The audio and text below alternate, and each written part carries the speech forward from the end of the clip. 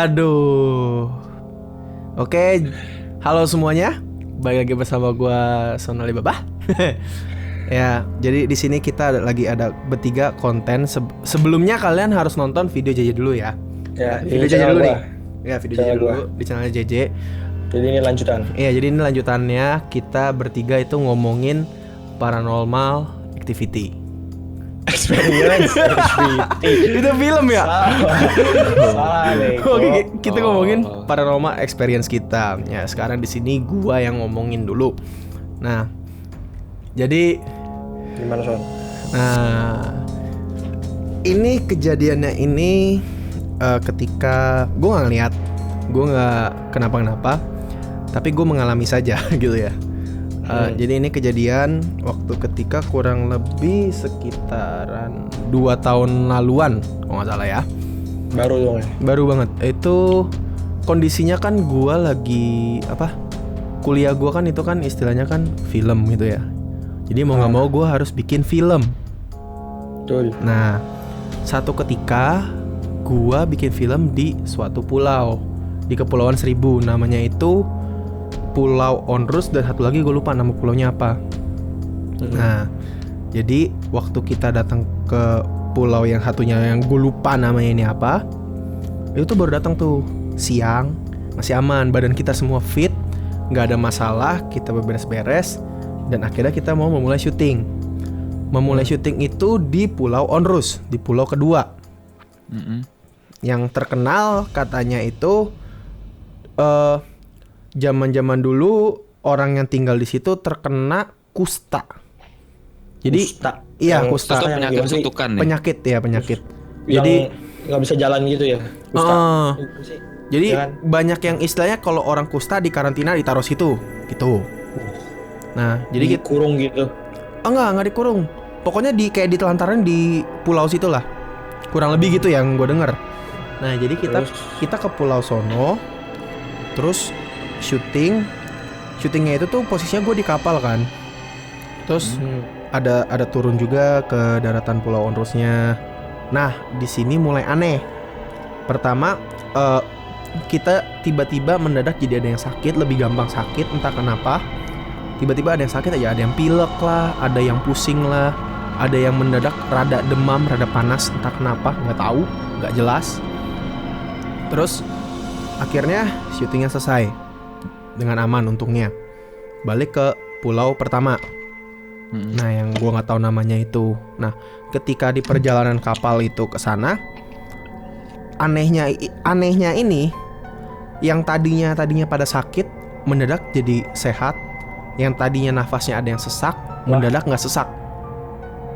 Itu kan gitu. Iya, secara aneh ketika kita udah radius berapa meter gitu keluar dari sono tuh tiba-tiba kayak merasa wah badan gue udah bugar nih, ayo kita lanjutin syuting lagi gitu loh. Jadi itu keanehan pertama. Nah, keanehan keduanya ini di pulau pertama yang ini yang gue nggak tahu namanya nih. Jadi waktu itu tuh udah malam, saatnya kita tidur semua. Oke, gue tidur bertiga. Jadi lokasinya tuh gini. Ini kamar pertama, kamar cowok. Di sini kamar cewek. Terus ada kayak lorong gitu, di situ ada teman gue yang tidur juga di situ. Sama ada kayak gazebo di luar. Itu ditidurin juga soalnya tempatnya nggak muat. Nah, gini nih cerita serunya nih. Jadi pada sekitar jam 3-an. Ya, sekitar jam 3-an itu Igoy tahu teman gue namanya Bima. Nah, Bima kebangun. Pas Bima kebangun, tiba-tiba dia kayak dengar suara teriakan dari arah luar. Nah, di pulau itu sendiri tuh ada satu benteng yang udah hancur. Nah, dia dengar kayak suara teriakan dari suara benteng, suara cewek.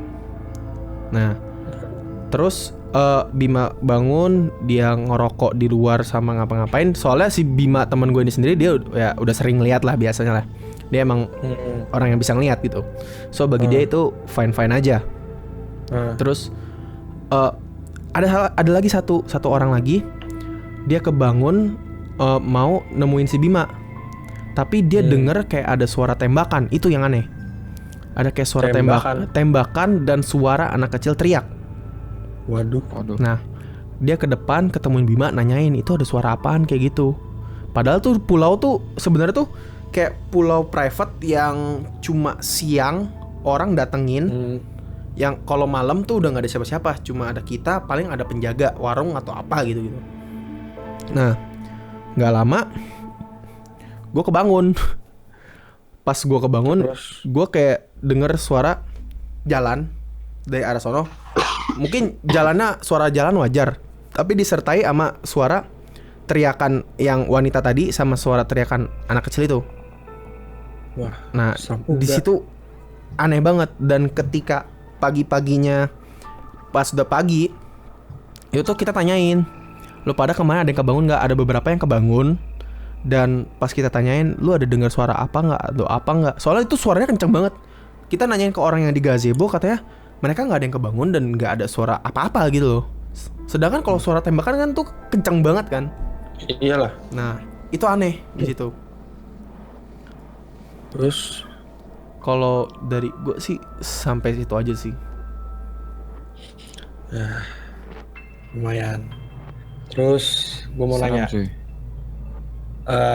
pas ada suara-suara itu, perasaan lu gimana?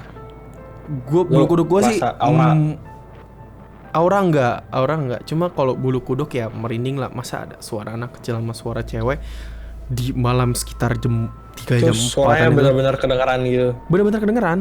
Teriak kayak mungkin suara tembakan itu kayak soalnya menembak mereka gitu loh.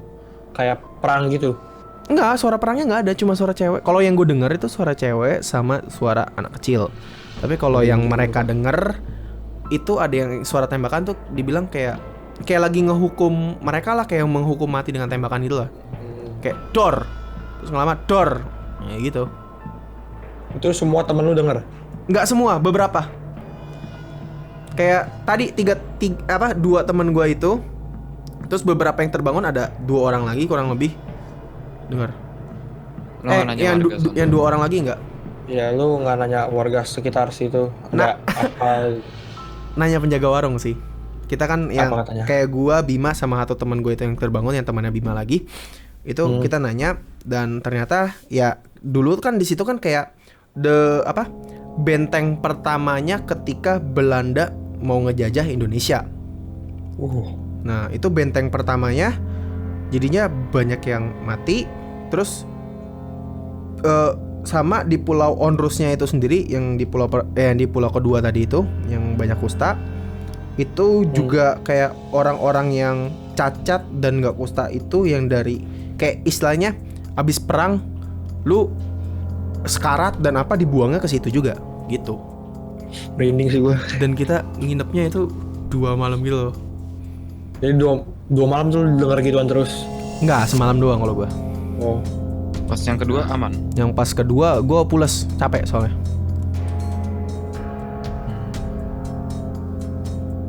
Serem. Gak ada listrik sama sekali lagi. Jadi bener-bener gelap gulita, tak ada pencahayaan. Cahaya cuma dari bulan. Anjing. Gelap banget dong. Listrik cuma ada dari jam 5 sore sampai jam 10 malam. Iya 10 malam. Wah, anjir. Terus tuh kejadiannya jam berapa? Itu jam 2 jam 3-an. Itu kayak hutan gitu apa gimana sih? Enggak dibilang gelap pohon gitu apa gimana? Enggak, jadi pulau itu pohonnya paling cuma beberapa. Terus ada satu benteng gede banget yang udah hancur. Jadi itu pulaunya kan istilahnya kayak gini nih.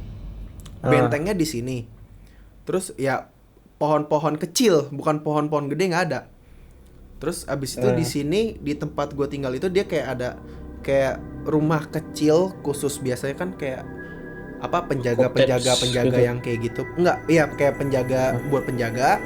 Terus ada warung kecil sini, udah gitu. Pantes sama kayak gitu sih. Kalau gue balik sih, gue pulang sih kalau gitu. Nggak ada pilihan tadi. Bisa mati aja. Hans tai ya. Gerak-gerak Hans. Iya anjir. Gue memperhatikan gitu loh. Kalau udah cerita horor tuh udah susah untuk ditanyakan karena udah horor. Ya, udah lah juga gitu mau diapain lah. Mereka Iyalah. punya dunia sendiri. Ya, Kalian harus bayangin sih kalau misalkan kalian di sana. gue tadi ngebayangin. Oke guys, sekian. Ini dari sisi gua, tinggal sisi Igoy. Si Igoy nih. Si Igoy. So, kalian jangan lupa untuk dicek awalnya di channelnya JJ, habis itu sekarang di channelnya Igoy. So, kita ketemu lagi ntar di video selanjutnya. Semoga kalian ketakutan mendengar paranormal experience gua. So, bye-bye. Bye-bye.